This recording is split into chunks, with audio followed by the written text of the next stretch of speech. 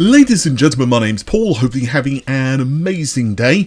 There is a lot of stuff to get through today regarding both the new Nintendo console, which is shaping up to be an absolute monster, possibly on par with the PlayStation 5 and also supporting Nvidia's ray tracing as well as DLSS technology.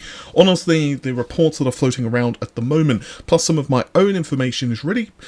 well, this console is going to be extremely interesting and you definitely shouldn't be sleeping on it. I also want to give you guys an update concerning Intel's Battlemage. I've been hearing some rather interesting and quite frankly worrying things regarding the performance, so we'll go into that in just a moment. I also want to mention I'm sorry for not being on camera and just the lack of content over the past few days. Hasn't been ideal. If you missed my previous video, I have been dealing with the flu. Honestly, I'm almost back to normal at the moment, but not fully on the mend. It's absolutely been ridiculous. Like, energy levels have just been in the toilet. Pro tip, don't get the flu. It's a very advanced strategy for life. But anyway, let's start out with the Nintendo console, which I'm going to refer to as the Switch 2, but it could be called anything. It could be called Mario's ballsack for all I know. Anyway, so this console has actually started to receive a number of leaks, including the fact from an I'm a Hero 2. Now, this information basically is clarification to other leaks, and all of these essentially have started to pop up because of Gamescom. Allegedly, the system was essentially showed behind closed doors to a number of developers. What I can tell you guys is that I've had a couple of developers basically now tell me they are under NDA by Nintendo.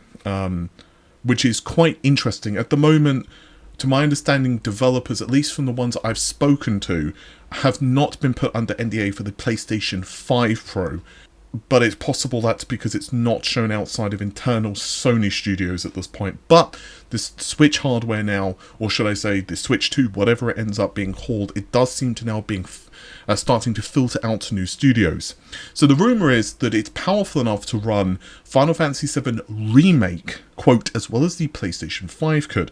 Potentially, it might actually end up receiving a port. Now, I honestly do not know if that's true or not, because... I mean, yeah, Sony have been pretty protective, obviously, with Final Fantasy VII Remake, but what I will say is that allegedly it will support DLSS, and obviously this would mean that potentially we could even see frame generation. Now, curiously, the initial report stated that it would run with the Unreal Matrix demo. That was Unreal Engine 5, and it would leverage DLSS 3.5. However, new reports from Necrophilippe, who is an editor over at Universo Nintendo, he's actually the editor-in-chief, excuse me, hopefully I've pronounced that correctly. Anyway, they are reporting that it's DLSS 3.1. Now, it's quite difficult to know which is which, because SDKs can be updated, and because we're not exactly sure of the graphics IPs and stuff inside of the machine, it becomes even trickier. It's likely at this stage that frame generation will probably be supported. Again, that is a guess. And hardware-based ray tracing, at least according to this person, it does actually is supported by this new hardware. And this actually, frankly, matches what I've heard myself regarding the console. Now, what I will also add is that quite some time ago, I actually talked about the Switch Pro, and I was actually leaking some details concerning the machine. Long story short, I think that there's been at least several variants of the hardware at this point. It's basically gone back to the drawing board with numerous changes and enhancements, and I was told that it was again going to be using the Tegra architecture, potentially based upon Orin. One variant I was actually told about was Tegra T239, which also Coppertite 7 Kimi also talked about as well. Now, another one of my sources told me that Nvidia may decide to change this. They may try to change to a MediaTek-based SoC with an ADA-based GPU. So that's an NVIDIA ADA-based GPU. And this will actually incorporate numerous processors, including 2 Cortex X4s and a bunch of Cortex A720s. And the amount of RAM that was told for the other by Philippe was 12 gigabytes. I was told 12 to 16 gigabytes of memory seemed to be what they were going for in this console, and it would indeed have a Tegra X1 backwards compatibility mode. Now, it's very difficult to know whether this is true or not to mention the fact that allegedly this is something that Nvidia was advising Nintendo to do, and it's quite difficult to know how old this information is. But what I will say at this stage is this console does seem to be absolutely monstrous in terms of power, and it's obviously a huge step up in comparison to like the original Switch. I was also told by a couple of sources at this point that with DLSS it's going to be significantly more powerful. In fact, it could outperform the Xbox Series S, and the CPU performance is closer to that of a PlayStation 5. Now again, it's very difficult to know whether this is true or whether it's a variant of this console that never actually saw the light of day. We all know that even the original Switch hardware actually saw multiple variants. There were rumours online that it was initially going to be based on Pascal, but then they switched it to Maxwell-based SoC. So, yeah, with Nintendo, it's very difficult to know, but I do think at this stage that it's very likely that this console is going to be very, very powerful. And just logically speaking, it kind of makes sense because, yeah, great, you know, the new Mario, the new Zelda, all of that stuff is amazing, but at the end of the day, they also need to support things like Unreal Engine because ports are also quite important, right? And if you think about it very logically, the original Switch sold extremely well because of its ability, of course, to run as both handheld as well as docked mode, but the console is now really underpowered for a 4K television, so having a system which could upsample from, like, let's say 1080p up to 4K and look reasonably good, especially with frame generation enabled, I can imagine this is actually going to be really good. There were also other leaks which do support the DLSS thing.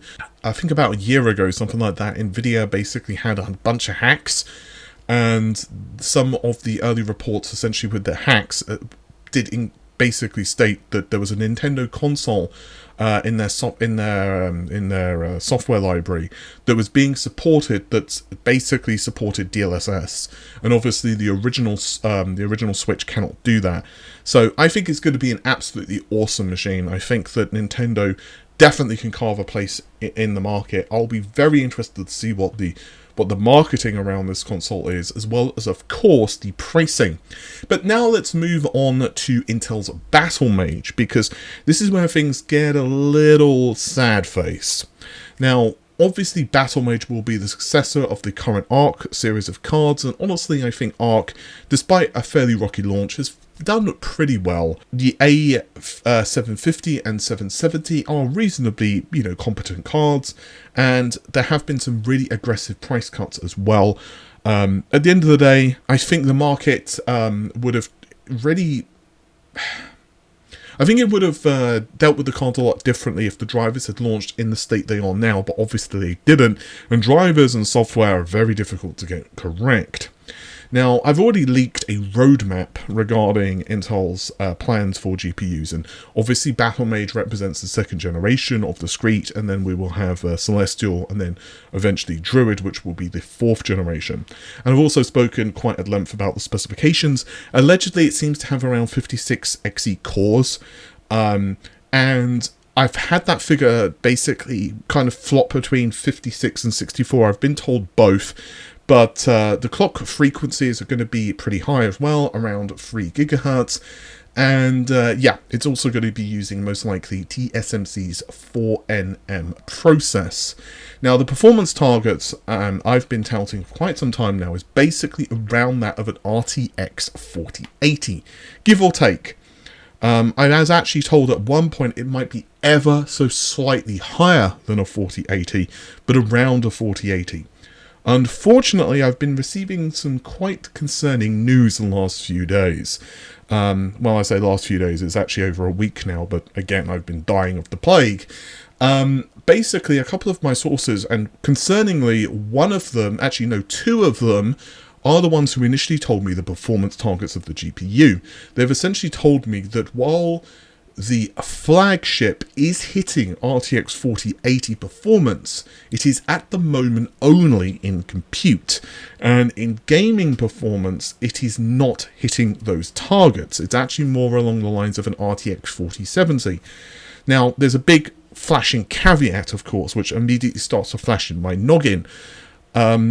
Well, there's actually two of them. The first is what applications are being tested.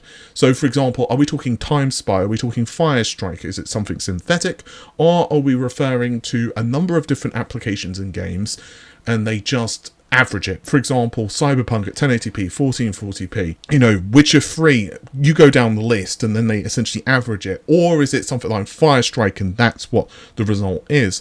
The second question is, can this be resolved? Because ultimately we are, of course, not necessarily referencing final production silicon. At this stage, to my understanding, they are in the bring-up stage of the silicon. And I've heard quite a lot of mixed information, as always with this. A couple of sources are very, very adamant that this cannot be resolved. This is basically an intrinsic issue, which is essentially it would require a lot of work and basically set the GPU back significantly. So that would be a little bit like a slightly less bad, I suppose, problem to what AMD were experiencing with N41, where basically they had to scrap N41 and 42.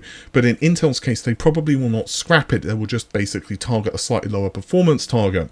However, a couple of other sources are telling me, no, this is not unexpected.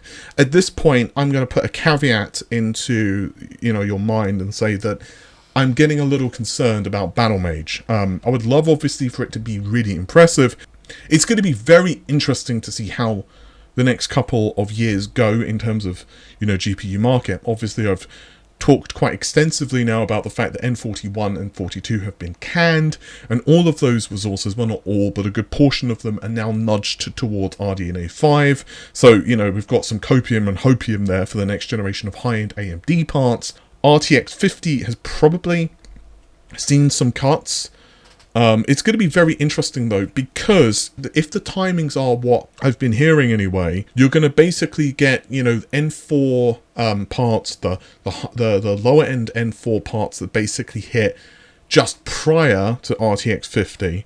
Well, I'll say just prior, probably several months prior. Then RTX 50 hits and obviously absolutely decimates everything in terms of the high end. Obviously the 7900 XT or whatever just will not be able to compete. And obviously the 5090, shockingly, is going to spank the 4090. But then RDNA 5, I've heard, is going to come around 6 to 7 quarters. Around 6 quarters is what I've been told.